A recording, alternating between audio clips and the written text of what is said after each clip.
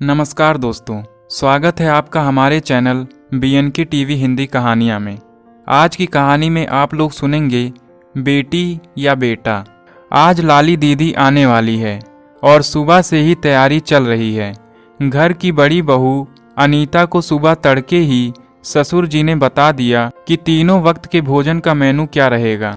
साफ सफाई भी देखना है, सो संजय को भी पापा ने काम पर लगा दिया है। अनीता और संजय घर के बड़े बेटे होने के नाते पूरे परिवार की जिम्मेदारी हमेशा उठाते रहते हैं, चाहे उनके लिए कभी कभी अपना मन ही क्यों ना मारना पड़े।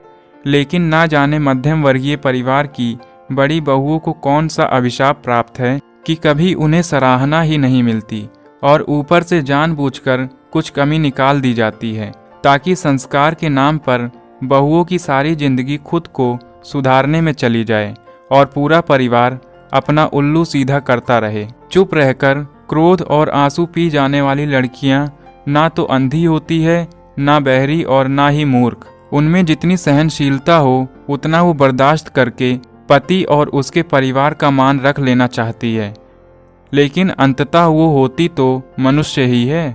कोई व्यक्ति अपने आत्मसम्मान को बार बार छलनी होने नहीं दे सकता।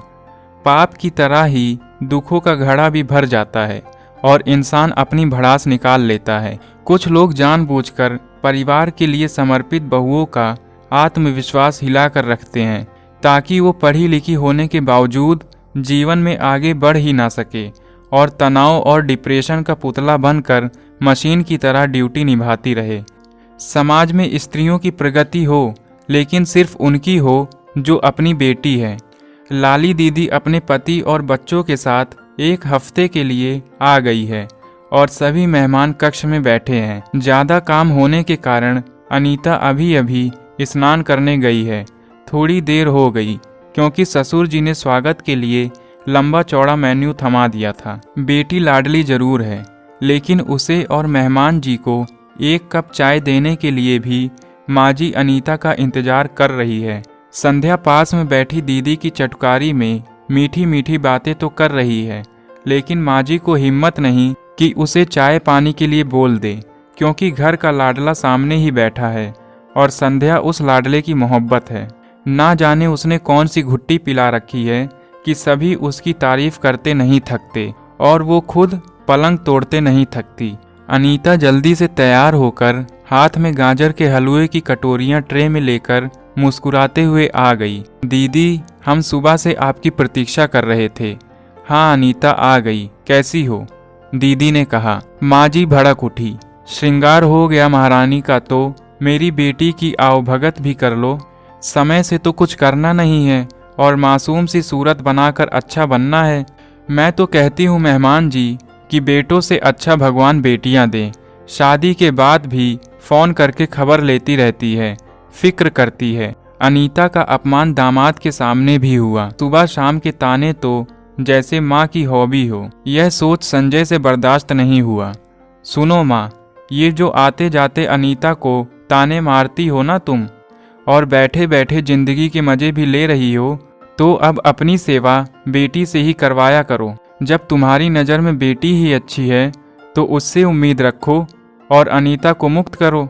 पति होने के नाते मुझे भी हर बार उसका अपमान होते नहीं देखना चाहिए। हाँ लाली दीदी, तुम अकेले में तो बहुत अपनापन दिखाती हो अनीता को, लेकिन माँ के सामने उसकी बेइज्जती पर चुप क्यों रह जाती हो? फोन पर गॉसिप करके माँ का साथ देती हो इसलिए ना। दीदी, तुम्हें भी ईश्वर ने बेटियाँ दी है, ये कभी मत भूलना। जिस अनीता ने तुम लोगों की इतनी सेवा की, उसे दुख पहुंचाने का एक मौका नहीं छोड़ा है माँ तुमने। लाडली बहू संध्या तो गुड़ी है ना, उसी के साथ रहो। मेरे पूरे परिवार को सेवा इतने वर्षों से करके अनीता ने बहुत जिम्मेदारी उठाई। अब समय आ गया है कि मैं उसका आभार व्यक्त करूं। सभी लोग चौंक गए थे जब संजय ने अलग रहने का फरमान जारी किया। हम जब तक स्वस्थ और शक्तिशाली होते हैं, भूल जाते हैं कि वृद्धावस्था भी जीवन में दस्तक देगी और व्यवहार के अनुसार ही लोग निर्वाह करेंगे। जो बेटा आपको समझता है उसका मोल समझे, वरना जीवन एकांत में बीतेगा। हर व्यक्ति के सहनशीलता की सीमा होती है। तो दोस्तों, ये थी आज की कहानी। अगर आपको अच्छी लगे तो चैनल को सब्सक्राइब करें और बेल आइकन को प्रेस करें, जिससे हर आने वाली नई कहानी आप तक सबसे पहले पहुंचे। धन्यवाद।